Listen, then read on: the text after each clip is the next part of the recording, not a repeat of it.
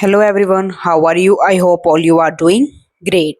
So today we are going to start class 10 chapter 3rd English book, two stories about flying. इसमें दो sections आपके his first flight and second one is the black aeroplane. तो आज हम his first flight chapter complete करेंगे।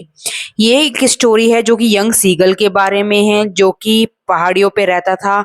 उसके दो तीन बहन भाई थे, मदर फादर थे, उसकी पूरी फैमिली पहाड़ी की एक कोने में रहती थी। बट वो जो सीगल था वो हमेशा उड़ने से डरता था। उसको ये डर रहता था कि अगर मैं कभी उड़ूंगा तो शायद मेरे पंख मेरा साथ ना दे और मैं शायद नीचे गिर जाऊं या फिर मेरी मृत्यु हो जाए। उसकी जो फैमिली थी उसको बहुत ज्यादा सपोर्ट करती थी और हमेशा उनको कुछ आगे बढ़ने की वो प्रेरणा देती थी। उसके जो छोटे बहन भाई थे वो भी काफी उससे छोटे थे, बट फिर भी वो काफी अच्छी स्विंग यानी कि फ्लाई करते थे। तो ये आज स्टोरी हम लोग कंप्लीट करेंगे। So let's start. The young seagull was alone on his ledge. जो यंग सीगल था वो अपने पहाड़ के किनारे पर बिल्कुल अकेला था। His two brothers and his sisters had already flown away the day before. उसके जो भाई थे और बहनें थी वो एक दिन पहले ही वहां से उड़ गए थे। He had been afraid to fly with them, पर वह अभी भी उनके साथ उड़ने में डरता था। Somehow, कैसे भी, when he had taken a little run forward to the brink of the ledge and attempted to flap his wing, he became afraid. कैसे करके वो हिम्मत जुटाता, वो अपने पहाड़ी के कोने पर आता और वापस जैसे ही न समुद्र को देखता तो उसकी हिम्मत वापस से टूट जाती। The great expanse of sea stretch down breath. समुद्र को इतना बड़ा देखकर उसकी सारी हिम्मत टूट जाती। And it was such a long way down, miles down. वह सोचता कि ये कितना बड़ा समुद्र है, मैं इस समुद्र को पार नहीं कर पाऊंगा। He felt certain that his wings would never support him. उसको अक्सर ये लगता था कि उसके जो पंख हैं वह उसका साथ नहीं देंगे। So he bent his head and ran away back to the little hole under the ledge where he slept at night. इसलिए वह निराश होकर अपनी गर्दन झुकाकर वापस अपने घर की ओर चला जाता, जो कि उस पहाड़ी पर उसने एक छोटी सी गुफा में बना रखा था। Even when each of his brother and his little sister, whose wings were far shorter than his own, ran to the brink, flapped their wings and flew away, he failed to muster up courage to take that plunge which appeared to him so desperate. जबकि जो उसके छोटे बहन भाई थे उनके पंख उससे काफी ज्यादा छोटे थे, पर फिर भी उनमें इतनी हिम्मत थी कि वे बड़े से समुद्र को पार कर सकते थे। वह कई बार कोशिश भी करता, हिम्मत जुटाता। मस्टर ऑफ करेज का मतलब हिम्मत जुटाना। वह हिम्मत भी जुटाता था, पर फिर भी लास्ट में वो आके फेल हो जाता और निराश होकर वापस वहीं की वहीं रुक जाता था। His father and mother had come around, calling to him shrilly, upbraiding him, threatening. उसके फादर मदर आते, उसको डांटते, उसको समझाते, साथ में उसको धमकी भी देते थे। To let him starve on his ledge unless he flew away, कि तुम यहाँ पर भूखे रह जाओगे जब तक तुम खुद नहीं उड़ान भरोगे। वो ऐसे कहते थे कि अगर तुम खुद का खाना खुद नहीं लाओगे तो शायद हम तुम्हें खाना लाके नहीं देंगे। But for the life of him he could not move, पर उसे अपनी जान का बहुत ज्यादा खतरा रहता था, इसलिए वो हिम्मत नहीं कर पाता था। That was a 24 hours ago, 24 घंटे पहले की बात है। Since then nobody had come near him, 24 घंटे हो गए, उसकी फैमिली में से कोई भी उसके पास अभी नहीं आया।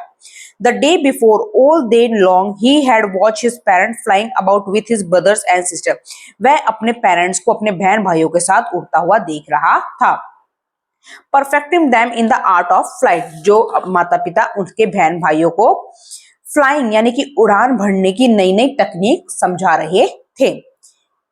Teaching them how to skim the waves, उनको बताते थे कि किस तरह से हमें लहरों से सामना करना है। And how to dive for fish, और किस तरह से हमें समुद्र में से मछली पकड़ के लानी है। He had in fact seen his older brother catch his first herring and devour it. उसने जब तक ये भी देख लिया था कि उसकी किस प्रकार से जो उसका बड़ा भाई था उसने अपनी पहली मछली पकड़ी और उसको खाया।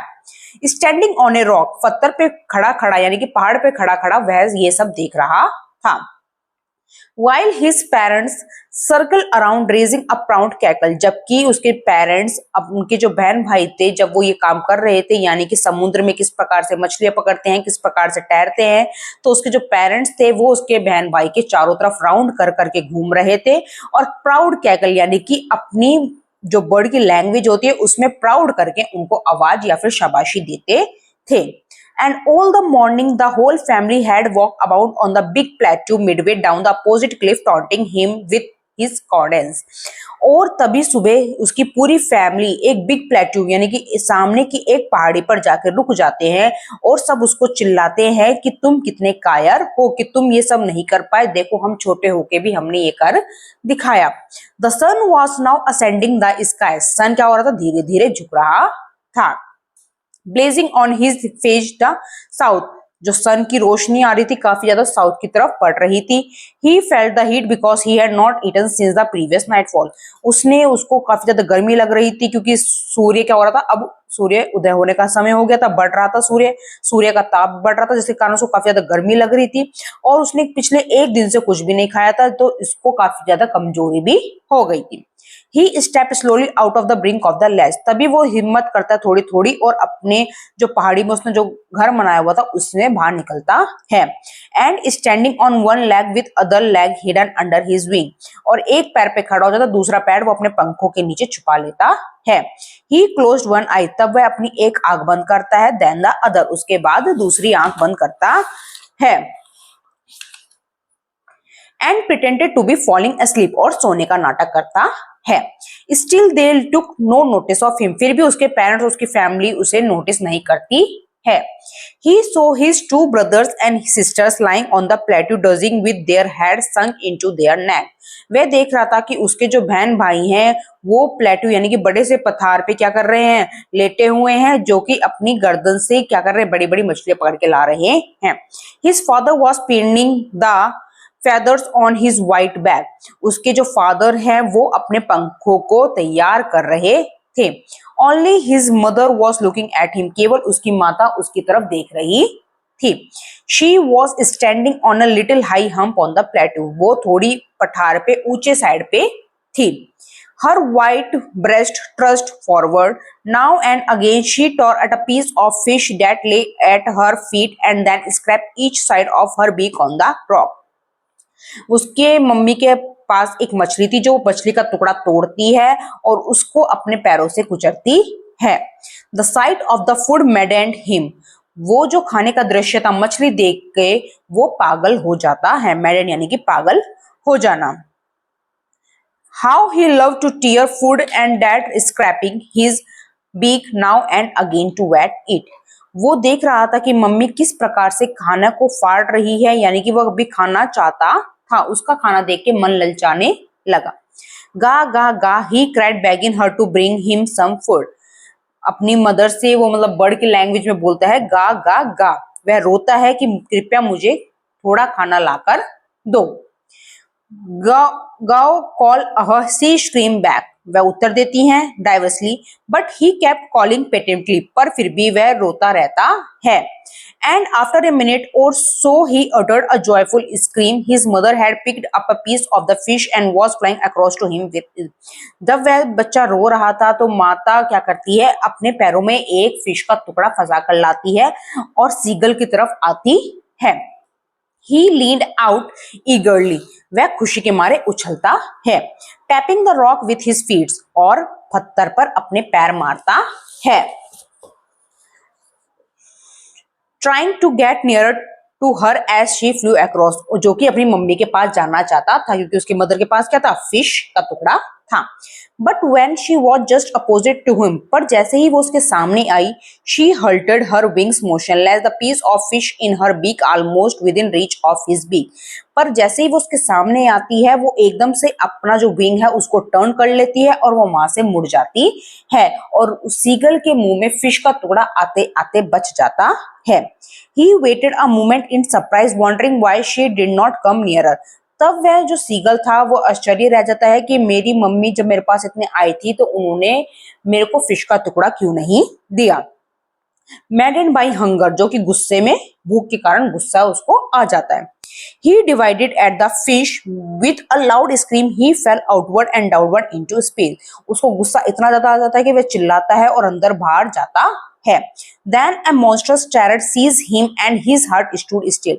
तभी उसको एक भयंकर सा डर लगता है और उसका जो दिल है वो शांत हो जाता है, यानी कि उसके दिल की धड़कनें रुक जाती हैं। He could hear nothing. उसको अब कुछ भी सुनाई नहीं देता।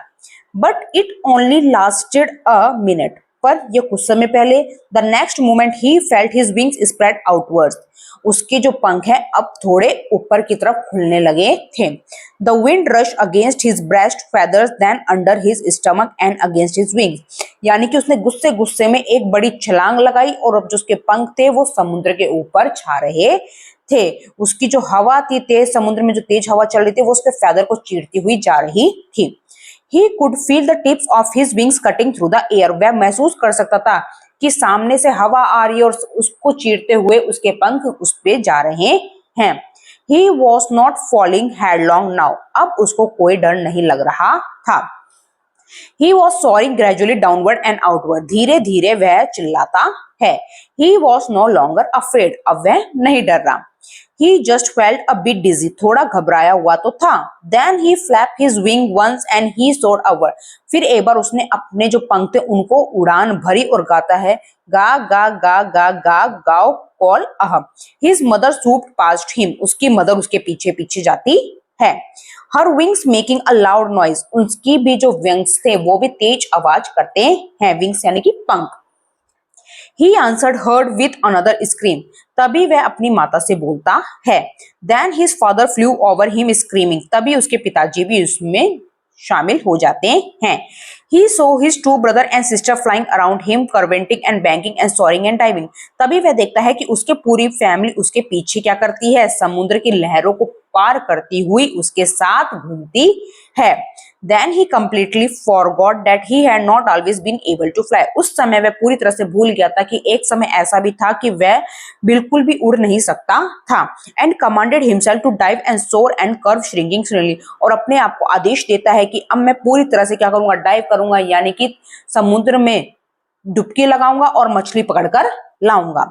He was near the sea now. अब वह समुद्र के काफी नीचे आ गया था। फ्लाइंग स्ट्रेट ओवर इट, और उसके सरफेस यानी कि उसकी भूमि पर फ्लाई करता है। Facing straight out over the sea, जो कि पूरे समुद्र को देखता है।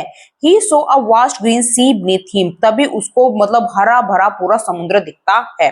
With little ridges moving over it and he turn his beak sideways and cropped amusedly, तभी वह वहां के जो पेड़ पौधे थे, समुद्र के आसपास का जो जंगल था उनको देखता है और अपनी चोंच ऊपर नीचे करता है।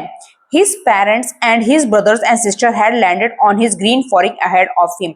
तभी उसके जो पेरेंट्स है, ब्रदर्स हैं, वो एक बड़े से पठार पर जाके रुक जाते हैं। They were beckoning to him. वह उसको बिकॉन्ग करते हैं, यानी कि उसको प्रोत्साहित करते, उसको मोटिवेट करते हैं।